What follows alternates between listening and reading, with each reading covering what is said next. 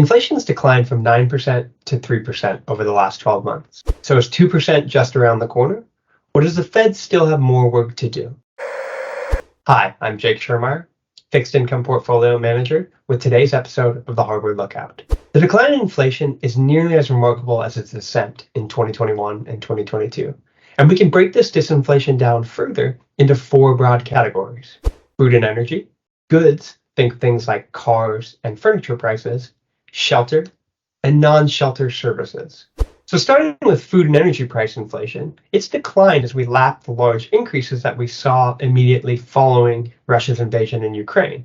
And while we do not have a directional view on where food and energy prices are likely to go in the near term, we're confident that it would take very large price increases in order for either of those categories to once again become a salient part of the inflation picture. Turning to goods prices, they're now falling as supply chains normalize, demand for these items cools, and inventories increase. And we think goods prices will remain low for some time, given price trends in major upstream manufacturing economies like China and South Korea, where producer price indices have been falling for some time. And with shelter inflation, we know that there's going to be continued gradual declines in the pace of shelter inflation as the official CPI index catches up to what we've observed in private market rents. And so we know there's still more to come on that front. And then finally, for ex-shelter services inflation, we're finally back to a level that's roughly consistent with the Fed's 2% target.